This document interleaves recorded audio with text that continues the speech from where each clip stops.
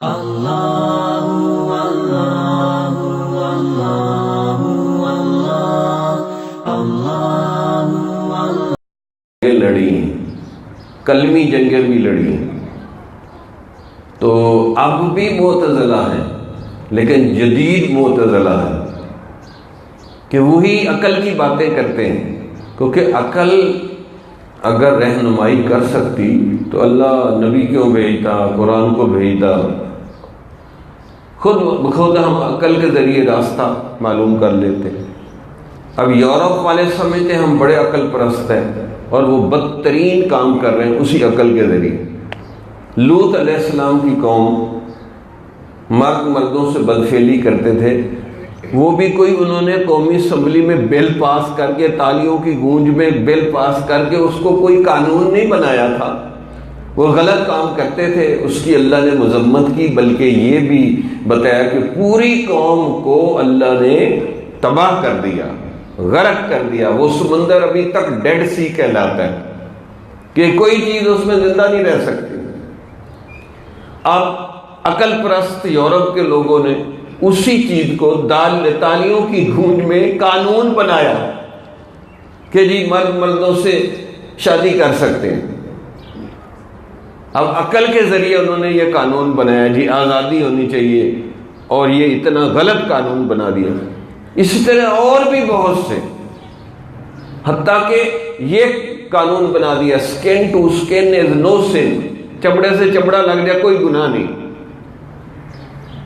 تو اگر عقل کے زور پہ آپ ساری چیزوں کو معلوم کرنا چاہیں گے تو نہیں معلوم کر سکتے۔ مثلا سب سے پہلے تو آپ عقل کے ذریعے اللہ ہی کو نہیں جان سکتے، جتنا مرضی زور لگا لیں۔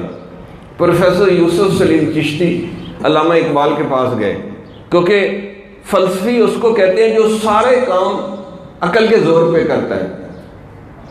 تو انہوں نے کہا جی میں آپ سے الہیات کا فن سیکھنے آیا ہوں کہ میں اللہ کو عقل کے زور سے ثابت کرنا چاہتا ہوں۔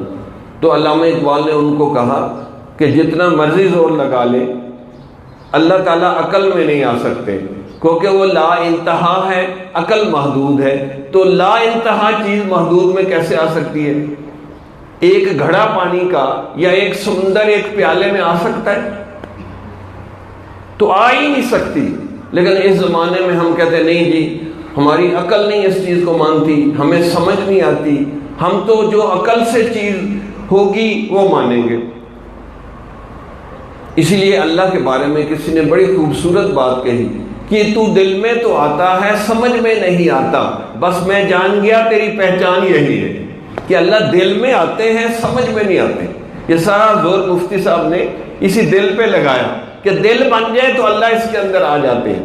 کہ حدیث قدسی ہے، نہ میں زمینوں میں سما سکتا ہوں نہ میں آسمانوں میں سما سکتا ہوں، میں بندہ مومن کے دل میں سما جاتا ہوں۔ فَأَلْهَمَهَا فُجُورَهَا وَتَقْوَاهَا، اللہ دل کو مخاطب کرتے ہیں۔ لیکن آج کل تو عقل کا اتنا زور ہے۔ اچھا دو بندے لڑ رہے تھے کہ جو تو بے وقوف ہے، وہ کہتا تھا آپ اللہ کو سمجھاؤ دکھاؤ پھر میں مانوں گا۔ تو اس نے کہا کہ آپ بڑے الو بے وقوف ہیں جو یہ باتیں کر رہے ہیں۔ اس نے کہا نہیں میں تو عقل مند ہوں۔ تو کہا اپنی عقل دکھاؤ۔ اب عقل کیسے دکھائے؟ اچھا کہا عقل نہیں دکھا سکتے، چلو اپنی روح ہی دکھا دو۔ اب کوئی روح دکھا سکتا ہے اپنی؟ ماں کے پیٹ میں روح آتی ہے، ہماری آنکھوں کے سامنے ہسپتالوں میں بندے مرتے ہیں، پتہ چلتا ہے کہ کیا نکلا۔ تو اس نے کہا اگر تم روح نکلتی ہوئی نہیں دیکھ سکتے تو اللہ تو روح سے بھی زیادہ لطیف ہے، اس کو کیسے دیکھ سکتے ہیں؟ پھر اس سے بھی زیادہ ایک اور عجیب بات ہے، وَفِي أَنفُسِكُمْ أَفَلَا تُبْصِرُونَ، اللہ فرماتے ہیں تمہارے جسم و جان کے اندر اللہ کی قدرت کی نشانیاں تم سوچتے سمجھتے نہیں۔ مثلا ہماری آنکھیں دیکھ رہی ہیں کیونکہ اندر روح ہے، کان سن رہے ہیں جو روح ہے، بول رہی ہے زبان روح ہے، ہاتھ پاؤں ہل رہے ہیں کیونکہ روح ہے۔ جو ہی بندہ مرتا ہے تو آنکھیں دیکھنا بند کر دیتی ہیں، کان سن نہیں سکتے، زبان بول نہیں سکتی، اور پورا جسم جو ہے حرکت نہیں کر سکتا۔ اب ہمارے دماغ میں بھی روح موجود ہے، دل میں بھی ہے، آنکھوں میں بھی ہے، کانوں میں بھی ہے۔ بتائیں اپنے دل سے پوچھ کے کہ بھی تیرے اندر روح ہے وہ کیا چیز ہے؟ دماغ سے پوچھ کے بتائیں کہ تیرے اندر بھی روح ہے وہ کیا چیز ہے؟ نہ آنکھوں کو سمجھ آ رہی ہے، نہ دماغ کو سمجھ آ رہی ہے، نہ دل کو سمجھ آ رہی ہے کہ روح کیا چیز ہے۔ جب تمہارے انگ انگ میں ایک چیز موجود ہے وہ تمہیں سمجھ نہیں آ رہی، تو اللہ جو روح سے بھی زیادہ لطیف ہے وہ تمہیں کیسے سمجھ آ سکتا؟ آپ ہمیں اپنی روح سمجھا دیں، ہم آپ کو اللہ سمجھا دیں گے۔ آپ اپنی روح ہمیں دکھا دیں، ہم آپ کو اللہ دکھا دیں گے۔ تو جب آپ کے اندر ایک چیز عقل میں بھی ہے، دل میں بھی ہے، ہر جگہ ہے، اس کو نہیں آپ دیکھ سکتے، تو اللہ تو روح سے بھی زیادہ لطیف ہے، تو اس کو کیسے دیکھ سکتے ہیں؟ اس لیے اللہ تعالیٰ نے شروع ہی میں سبق دے دیا، یؤمنون بالغیب، بغیر دیکھے اللہ کو ماننا پڑے گا، ورنہ آخرت کی چیزیں نظر آنے لگ جائیں۔ جیسے فرعون کو ڈبکیاں آئیں، فرشتے نظر آئے، اب اس نے آخری وقت کہا کہ میں نے بنو اسرائیل کے رب کو مان لیا، تو اللہ تعالیٰ نے کیا فرمایا؟ الآن، میں انگریزی میں اس کا ترجمہ کرتا ہوں، ٹو مچ لیٹ، بہت لیٹ ہو چکی ہے، اب نہیں ہم آپ کو مانیں گے، اب آپ کے ایمان کو نہیں مانیں گے، کہ یؤمنون بالغیب تو ختم ہو گیا، تمہیں تو فرشتے نظر آ رہے ہیں۔ تو بھائی بغیر دیکھے ہی اللہ کو ماننا ہے۔ تو اس لیے آج کل لوگ کہتے ہیں جی عقل سے کریں گے یہ کام۔ اس لیے علامہ اقبال نے کہا کہ یہ کالج یونیورسٹیوں کی نئی تعلیم عقل کو آزاد کر دیتی ہے، حتیٰ کہ وہ کسی ڈسپلن کی بھی پابند نہیں ہوتی۔ اب آپ نے سوچنے ہے تو سوچنے کا بھی کوئی طریقہ سلیقہ ہوتا ہے۔ جیسے ہم نے آزادی کا نام، اب ننگ دھڑنگ پھر رہی ہیں عورتیں، پوچھے یہ کیوں تم بے پردگی کر رہے ہو؟ جی آزادی۔ اب ہر بدماشی کا نام آزادی رکھ دی ہے۔ اس لیے علامہ اقبال نے کہا گو فکر خدا داد سے روشن ہے زمانہ، آزادی افکار ہے ابلیس کی ایجاد، کہ یہ ابلیس نے ایجاد کی ہے آزادی افکار، کہ جی بھائی ہر چیز کی کوئی پابندی ہوتی ہے۔ تو اس لیے جدید پڑھا لکھا طبقہ اب کہتے ہیں ہر بات کی دلیل دیں۔ ہم دیتے تو ہیں، ہمارے علماء کرام دیتے تو ہیں ہر بات کی دلیل، لیکن اب اللہ کی دلیل آپ کو کیا دیں؟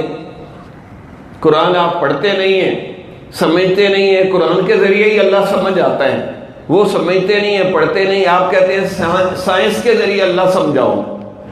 اب سائنس کو تو خود اللہ سمجھ نہیں آ رہا، تو وہ سائنس کے ذریعے آپ کو اللہ کیسے سمجھائے؟ تو اس کے لیے وحی کی ضرورت ہے۔ تو اللہ نے قرآن وحی کے ذریعے بھیجا ہے اور اس کے ذریعے اللہ سمجھ آتا ہے۔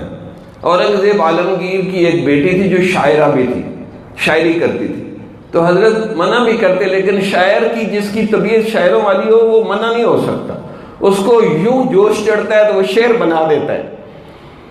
تو اس نے بڑے اچھے شعر کہتی تھی، تو ایران کے کسی شہزادوں کے اس کے شعر پسند آ گئے، اس نے خط لکھا کہ یہ جو شاعر ہے میں اس کی زیارت کرنا چاہتا ہوں، اور اورنگزیب نے وہ خط تو بیٹی کو کہا کرا زیارت۔ میں نے کہا تھا نا کہ نہ کر یہ شعر و شاعری، یہ عورتوں کا نہیں، یہ مرد ہی کر سکتے ہیں۔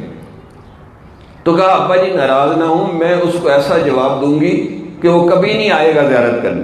تو اس نے پھر شعر لکھا فارسی کا کہ تجھے میرے سے زیارت کرنے اور ملنے کی ضرورت نہیں ہے، میں اپنی شاعری میں ایسے چھپی ہوئی ہوں جیسے گلاب کے اندر خوشبو چھپی ہوئی ہو، اس لیے میری شاعری کو پڑھتے رہو تو تمہیں خود ہی محسوس ہوگا کہ میرے جذبات کیسے ہیں، کہ اگر مخفی اپنی شاعری میں چھپ سکتی ہے کہ اللہ تعالیٰ اپنے کلام کے اندر نہیں چھپ سکتا۔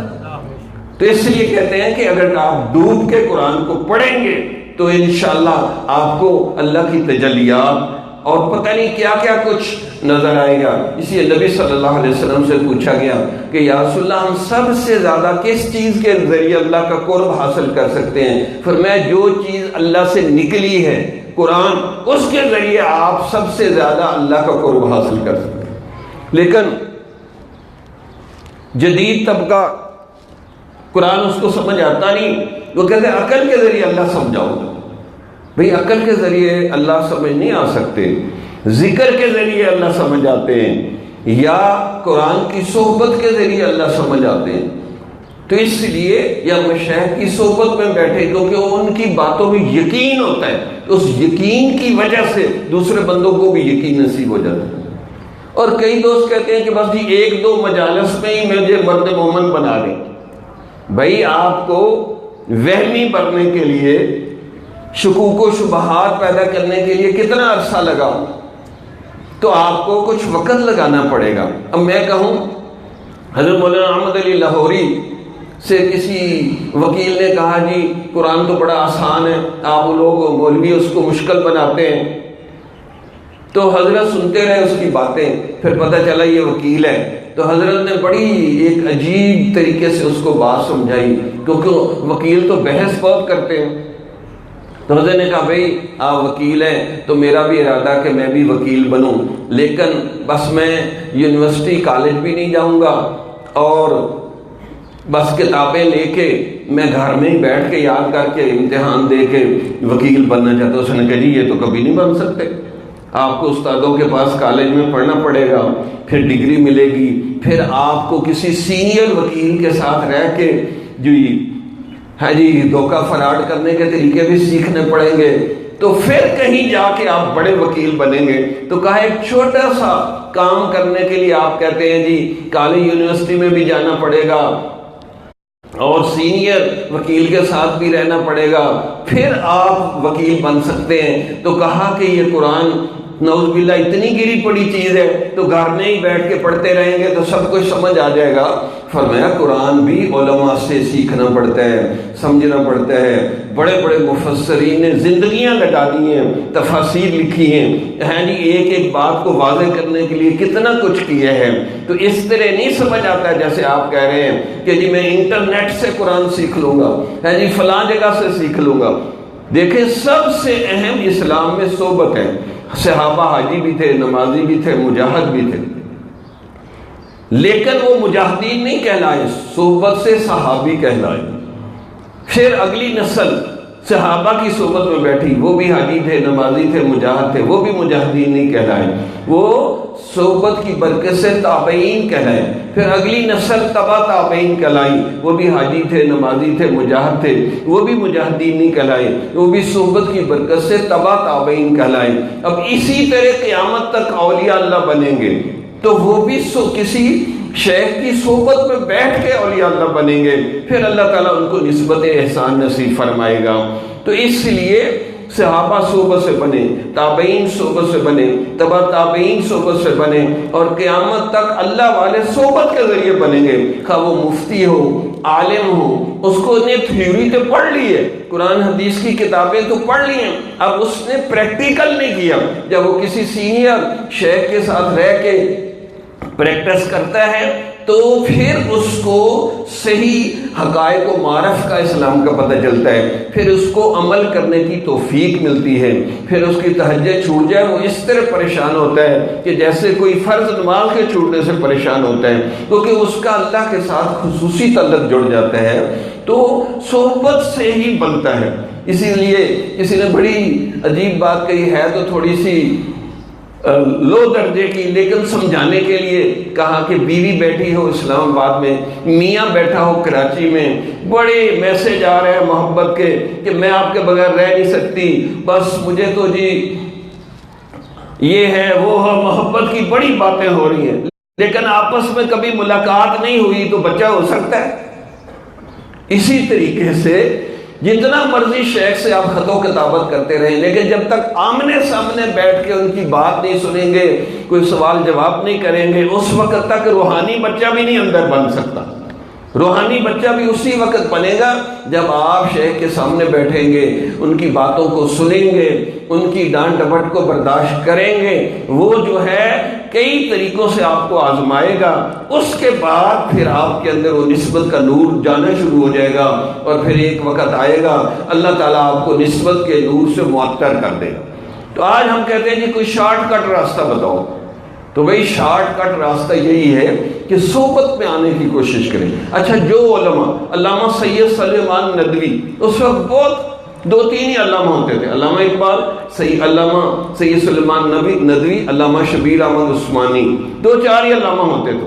اب تو اینٹ اکھیڑے تو نیچے سے علامہ نکل آتا. تو اس وقت واقعی صاحب علم جو لوگ ہوتے تھے تو وہ لوگ بھی بڑے بڑے علامہ اور بڑے بڑے علماء بھی صحبت میں بیٹھے ہیں. اچھا یہاں بھی ایک نکتہ سمجھ لیں, سب سے زیادہ نبی صلی اللہ علیہ وسلم کی صحبت کس نے اٹھائی؟ حضرت صدیق اکبر رضی اللہ عنہ اٹھائی. اس لیے صحبت کی برکت سے وہی سب سے افضل. اور مشائخ میں بھی یہی بات ہے کہ جو بندہ اپنے شیخ کی دن رات سفر حضر ہر جگہ صحبت اٹھاتا ہے, اللہ تعالیٰ اس کو انوار و تجلیات بھی عطا دیتا ہے اور وہ بھی ان کے خلفاء میں آگے بڑھ جاتا ہے. یہ ہم نے دیکھا ہے, خواہ وہ اس کو علم کم بھی ہو لیکن اس کی کیفیات اور اس کے جو اس کی نسبت میں مضبوطی آ جاتی ہے. حضرت مرزا مظہر جانے جانا شہید بہت بڑے شیخ گزرے, ان کے خادم خاص تھے حضرت خواجہ غلام علی مجدد دہلوی, کیونکہ شیخ بڑے نازک مزاج تھے, ان کی خدمت کرنا بہت مشکل تھا. حتیٰ کہ ایک علاقے کا گورنر ملنے آیا اور اس کو پیاس لگی کہ حضرت پانی پینا, کہا یہ گھڑا پڑا ہے تو پی لو. تو اس نے گھڑے سے پانی پیا اور اوپر پیالہ ذرا ٹیڑھا رکھ دیا. پھر وہ جاتے ہوئے کہنے لگا حضرت میرا دل چاہتا ہے آپ کے پاس کوئی خادم نہیں ہے اس وقت, تو میں اپنا خادم بھیج دوں تاکہ آپ کی وہ خدمت کرتا رہے. کہا جیسا تو بے ادب ہے نا ویسا خادم ہی تیرا بے ادب ہی ہوگا, مجھے زندہ ہی مار دے گا. تمہیں گورنر بنے پھرتے ہو, پانی پی کے پیالہ تو سیدھا رکھنا نہیں آتا. میرے سر میں درد ہو رہا ہے اس وقت سے. اب اتنا نازک شیخ تھا. کسی نے رضائی نہیں دی تو وہ رضائی میں وہ سلوپے تروپے لگے ہوئے ہوتے ہیں نا, تو حضرت نے اوپر لے لی. صبح کو بڑی طبیعت خراب, کہا حضرت کیا ہوا؟ کہا وہ کسی نے رضائی دے دی, اس کے وہ جو سی ہوئی تھی نا اس کے وہ ٹیڑے تھے, لائن ٹیڑھی اس نے لگائی ہوئی تھی, سیدھی نہیں سی ہوئی تھی, مجھے نیند ہی نہیں آئی ساری رات. یعنی اتنی نازک طبع تھا. اب اتنے نازک شیخ کی خدمت جو کرے گا تو ہر وقت ہی اس کو ڈانٹیں پڑتی رہیں گی کیونکہ وہ کوئی نہ کوئی غلطی کر دے گا.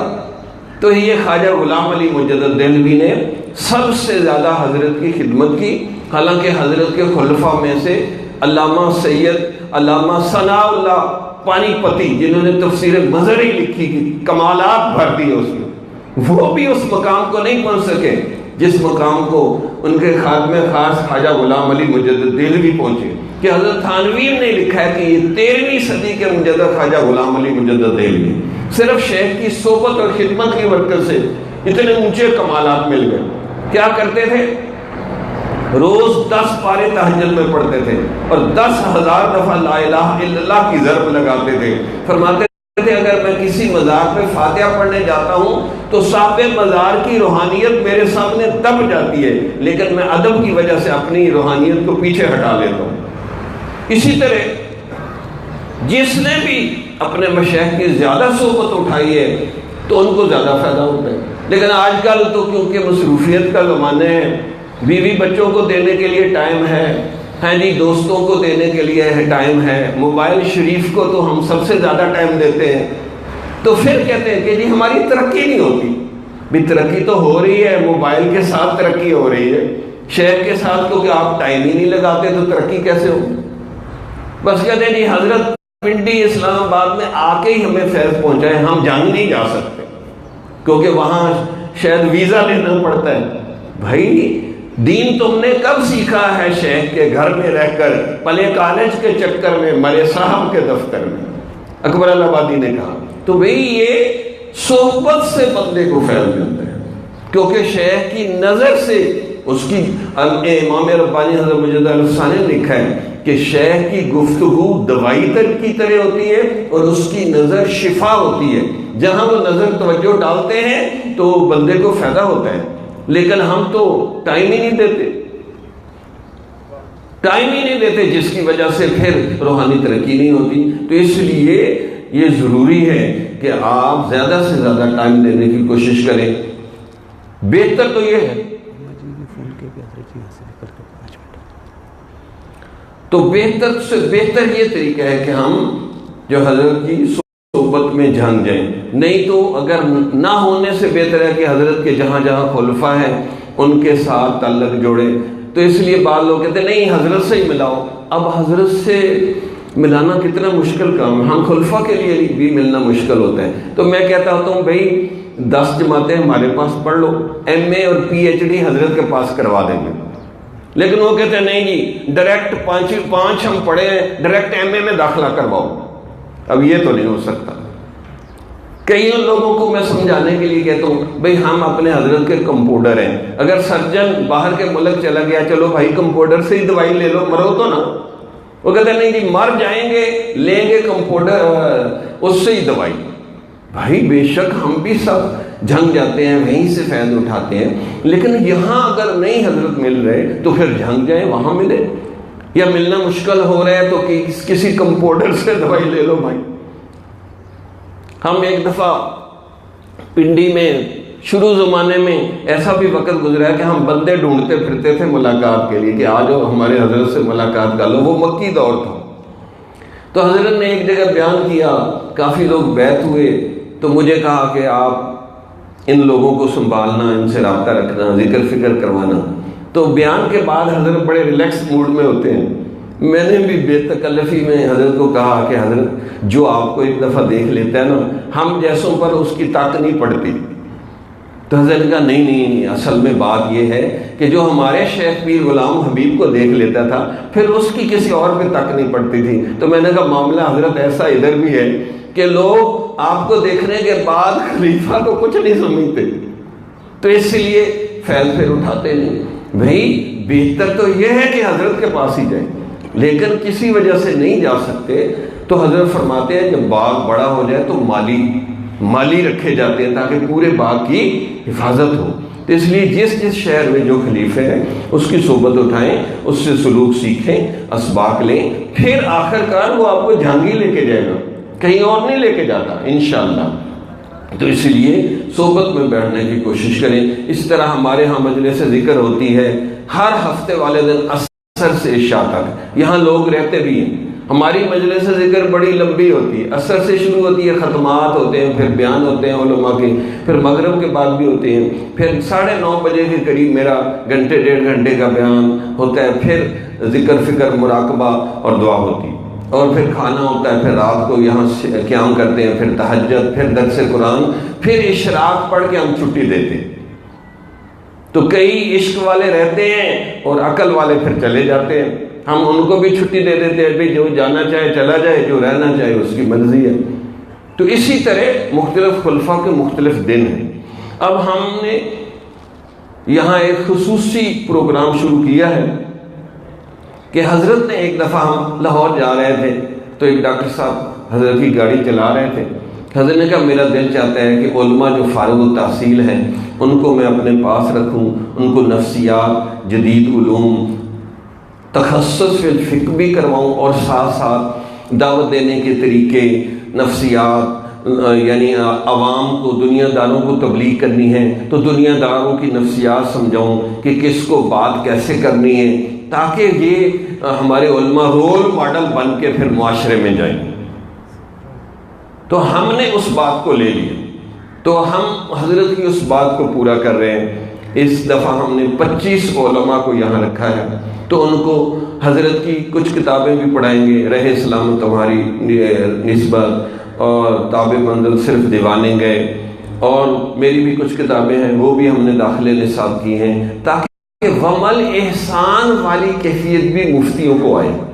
تو افتاء بھی کروائیں گے ہم ساتھ ساتھ یہ ہم ان کو جدید علوم پڑھا کے، اور پھر صبح 7 سے یا 7 بجے سے لے کر 1 بجے تک پڑھائی ہوگی، اور 1 سے پھر 2 بجے تک ان کو دعوت دینا سکھائیں گے۔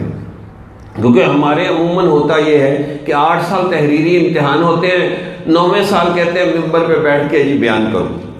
اگر 8 سال بیان کرتے رہتے تو 9ویں سال اس سے بیان کرواتے مفتی صاحب تو وہ پھٹے پھاڑ دیتا۔ اب وہ کئی علماء کہ جی ہم تو لوگوں کو زیادہ تنگ نہیں کرتے، میں تو بس 10 منٹ ہی بیان کرتا ہوں۔ میں نے کہا تیری بیٹری اتنی تھوڑی چارج ہے کہ 10 منٹ میں ہی ختم ہو جاتی ہے۔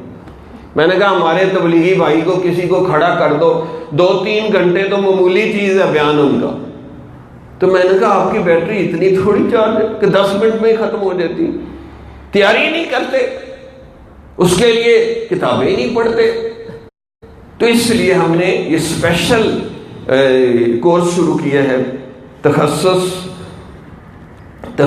کا اسپیشل کورس شروع کیا ہے۔ تو جو افتاء کے اندر بھی تخصص ہوگا اور تھوڑا سا اخلاص بھی سکھائیں گے۔ ایک جامعۃ الرشید سے ایک 3 اس نے تخصص کیے تھے، فقہ میں، وہ حدیث میں، اور تقابل ادیان یا کوئی اور تھا۔ تو حضرت سے تعارف کرا، حضرت بڑے خوش ہوئے کہ بھئی بڑی بات ہے، 3 تخصص کیے۔ پھر حضرت نے اس کی میں مٹانے کے لیے کہا میں تو ایک ہی تخصص کرواتا ہوں تو بس 20-25 تخصص خود بخود ہو جاتے۔ اس نے حیران ہو کے پوچھا جی کون سا تخصص آپ نے نکالا ہے؟ تو حضرت نے آہستہ سے کہا تخصص فی الاخلاص، تخصص فی الاخلاص کر لو تو کئی تخصص ہو جائیں گے۔ تو الحمدللہ ہم نے بھی یہی کتابیں تصوف سلوک کی، حضرت کی تصوف سلوک بھی پڑھائیں گے، اور پھر ایک کتاب بیچ میں پڑھائیں گے جدید دور کے چیلنج، پھر اسی طرح مولانا ابو حسن علی ندوی کی ایک کتاب پڑھائیں گے ملت اسلامیہ کے مسائل اور ان کا حل۔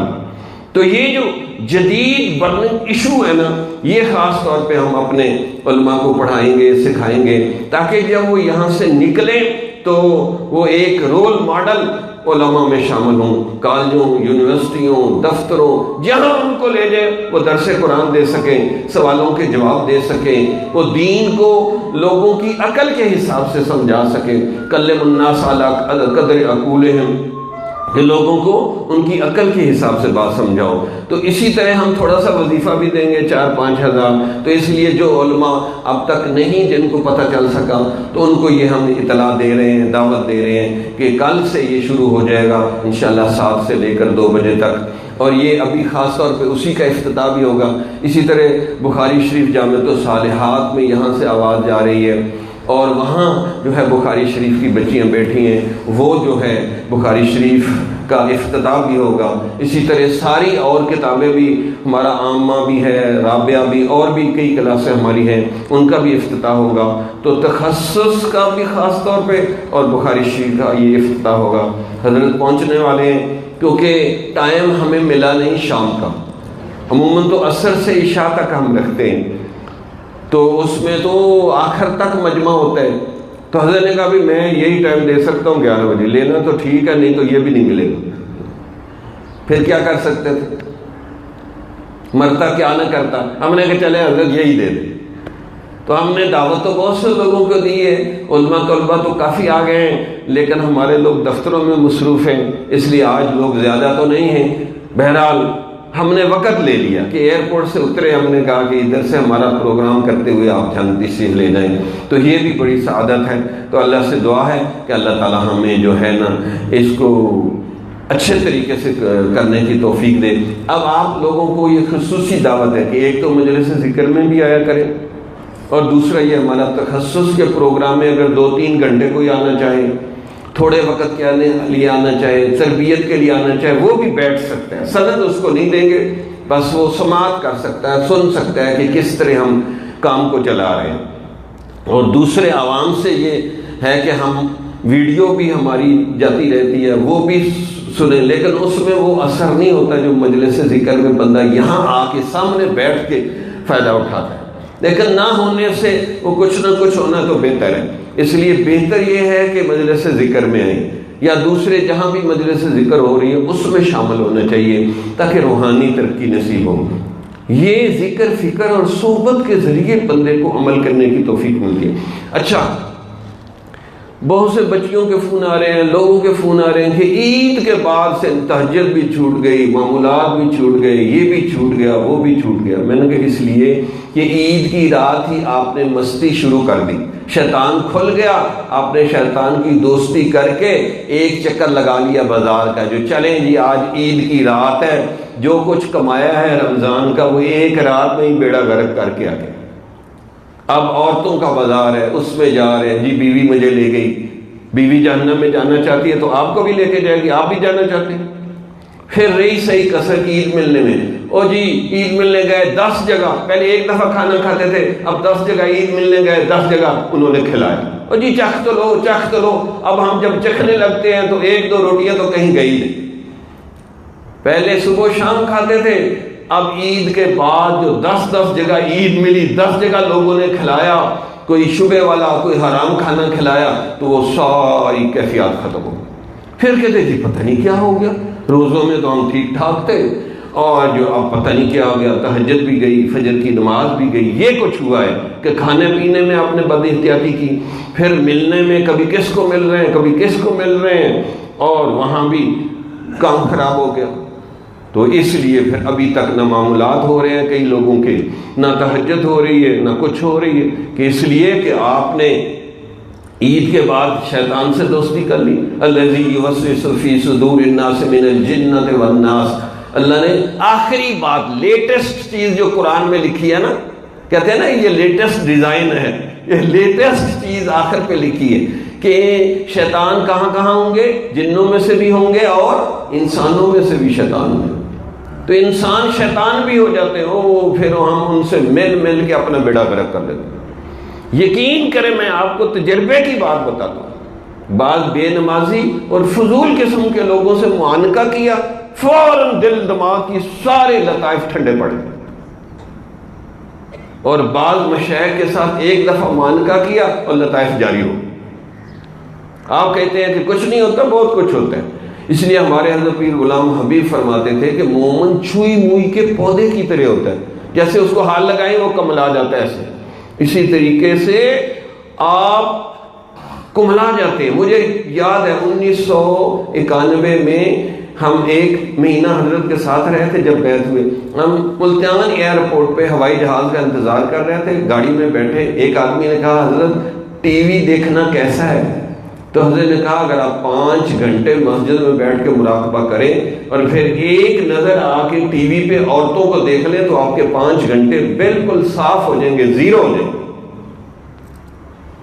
زیرو ہو جائیں گے. اور عید پہ تو کئی علاقوں میں رواج ہے کہ عورتیں ہاتھ ملا کے عید ملتی. ہمارے ادھر بعض علاقے ایسے ہیں, اور عید پہ پردے والا تو بات ختم ہی ہو جاتی ہے. او جی عید کا دن ہے جو مرضی کرو, بس 2-3 دن تو گناہ کر لو نا. اور اسی طرح شادی کے موقع پہ بھی پردہ اڑ جاتا ہے. پھر یہ تو کیمرے لگے ہوئے ہیں 2 آنکھیں, یہ فوٹو کھینچ کے دل کی ڈسک میں جمع کر رہی ہیں. پھر دل سیاہ ہو جاتا ہے اور برا حال ہو جاتا ہے. اور جی نیت صاف ہونی چاہیے. میں نے کہا ہاں بالکل ہی صاف ہے تیری نیت صاف ہونی چاہیے. ایک بندہ کہتا مجھے نیت صاف ہونی چاہیے. ہماری نیت صاف ہے, ہم عورتوں کو دیکھتے ہیں ہمیں کچھ نہیں ہوتا. میں نے کہا تیرا مچ بھرا ہوا ہے کہ ہوتا کچھ نہیں تمہیں, ہوتا ہے. میں نے کہا دیکھو اما عائشہ حدیث پڑھاتی تھی, بہترین عورت بہترین صحابہ کو پردے کے پیچھے سے پڑھاتی تھی. تیری نیت صاف ہوگی اور صحابہ کی نیت خراب تھی کہ وہ پردے کے پیچھے بیٹھتے تھے.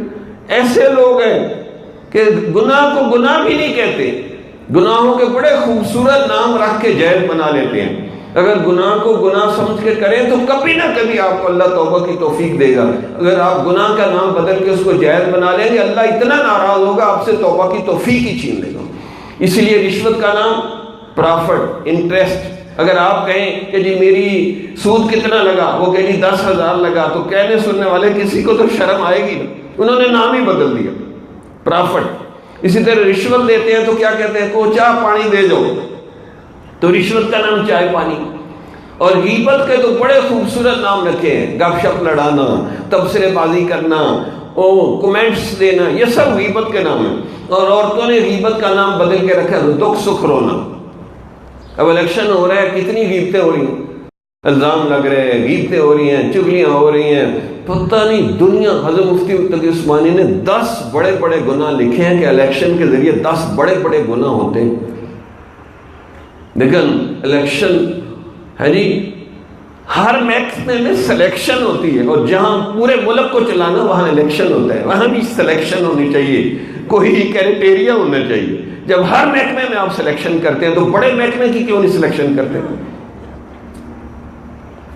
کہتے جی کیا کریں کیسے؟ بھائی 10 بندے خوف خدا والے چن لو, اور ان میں سے جو سب سے اللہ سے ڈرتا ہے اس کو جو ہے بنا دو حکمران, آگے وزیر مشیر بن جائے اور کام چلے گا. اس وقت مولانا طارق جمیل پہ سب متفق ہو سکتے ہیں، ان کو حکمران بنا دیں، باقی چند علماء جو ہے ان کے نائب بن جائیں، تو دیکھیں ملک کیسا زبردست چلے گا۔ ہم 5-4 سال میں سارے قرضے وہ معاف کروا دیں گے، فضول خرچی نہیں کریں گے۔ اتنی فضول خرچیاں ہیں کہ جی کئی کروڑ، اور جی اس کے ہاؤس کا جو ہے خرچہ ہوتا ہے، اس کے ہاؤس کا۔ میں کہتا ہوں ہماری بات نہ مانو، اپنے پیر علامہ اقبال کی، کیونکہ داڑھی موڑوں کا پیر بھی داڑھی موڑا ہوتا ہے، اپنے پیر کی بات مانو۔ اپنے پیر، اس نے اتنے خوفناک شعر کہنے فارسی میں، اردو میں، اب اتنا فتنہ رونما ہے کہ اچھے بھلے لوگ جو ہے نا وہ اس میں پھنس گئے، کیا کریں؟ تو یہ فتنے ہیں، قیامت کے قریب فتنے کالی آندھی کی طرح آئیں گے، ان میں سے یہ بھی ایک فتنہ ہے، موبائل بھی فتنہ ہے۔ موبائل کو فتنہ سمجھ کے استعمال کریں گے تو شاید بچ جائیں گے، اگر موبائل کو فتنہ سمجھ کے آپ استعمال نہ کریں تو آپ بچ نہیں سکتے اس کی نحوست سے۔ تو اس لیے میں نے اصلاح و تربیت کی چند باتیں کی تاکہ آپ لوگ بہت سی گناہ چھوڑ سکتے ہیں لیکن نہیں چھوڑتے۔ اس لیے میں کہتا ہوں کہ کوئی بندہ اگر 24 گھنٹے موبائل کھولتا ہے نا، بیچ میں 5 گھنٹے یا 10 گھنٹے بند کر دے گا اور سو جائے گا، اس کا سو جانا بھی عبادت ہے۔ حجاج بن یوسف سے امام حسن بصری سے پوچھا جی مجھے کوئی عبادت کا طریقہ بتائیں، انہوں نے کہا آپ دن میں 5 گھنٹے سو جایا کریں۔ تو حجاج بن یوسف ظالم تھا، اس نے کہا جی یہ کون سا عبادت کا طریقہ ہے؟ کہا 5 گھنٹے آپ سوئے رہیں گے، ظلم تو نہیں کریں گے لوگوں پر، گناہ نہ کرنا یہ بھی تو نیکی ہے۔ تو اسی طرح میں کہتا ہوں کہ جو فضولیات میں لگے ہوئے تو ان کو چاہیے کہ وہ چھوڑ کے سو جائیں، آپ کا سو جانا بھی سونے کی طرح قیمتی ہو جائے گا، عبادت ہوگا۔ تو اس لیے اس سے آپ کو تقوی نصیب ہو جائے گا، اور بہت سی چیزیں جو ہے نا نیکیاں آپ کے خود بخود آئیں گی، خود بخود بہت سی نیکیاں آپ کے اندر آ جائیں۔ حضرت تو اس لیے تقوی یہ ہوتا ہے کہ جس چیز میں شک ہو اس کو چھوڑ دیں، اور تو جس چیز میں یقین ہے کہ یہ گناہ ہے اس کو تو بالکل چھوڑنا چاہیے۔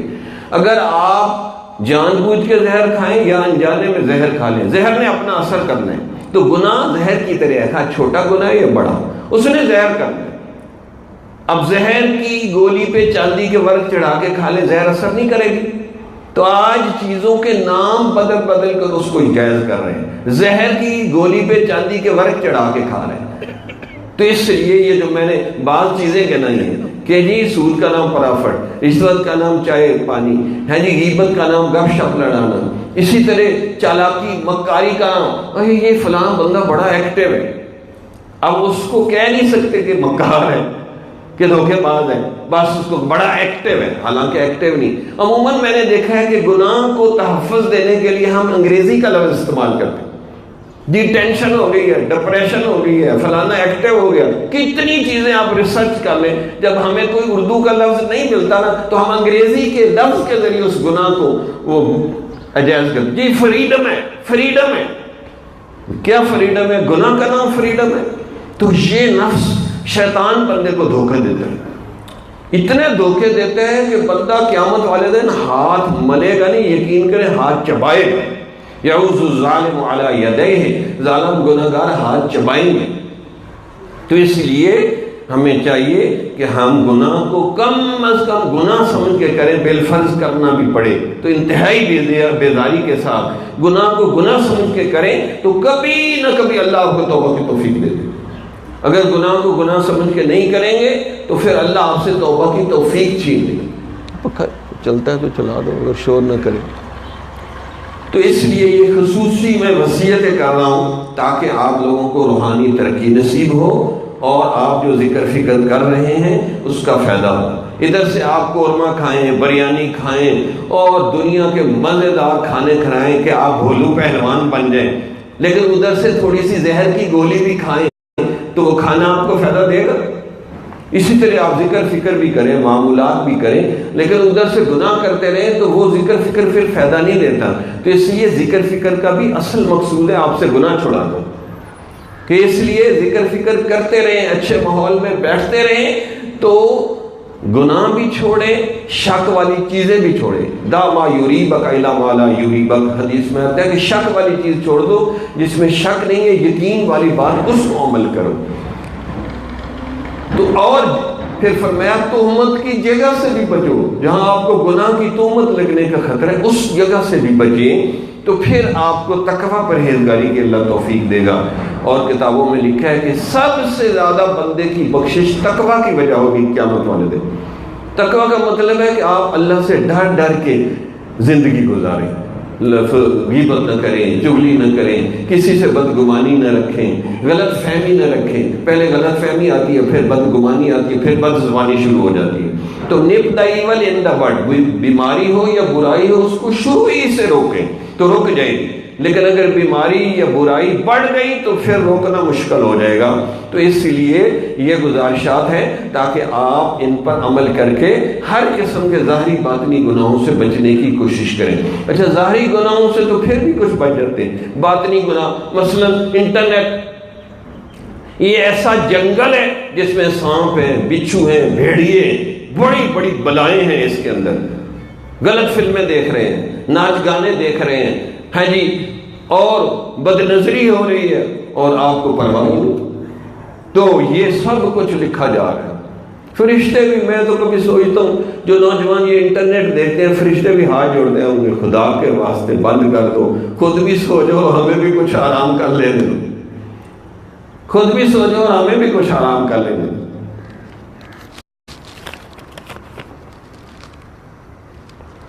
اچھا، حضرت کی مختلف کتابوں کا سٹال لگا ہوا ہے جس میں بعض نئی کتابیں بھی آئی ہیں اور وہ بھی آپ لے کے جا سکتے ہیں تحفہ دے۔ اس طرح ہم نے ایک تفسیر لکھی ہے سکون دل، کہ اس کے پڑھنے سے سکون دل بھی حاصل ہوتا ہے، اور اس میں بعض خاص چیزیں، ایک تو ربط آیات ہے اور دوسرا ہر آیت سے میسج نکالا ہے ہم نے۔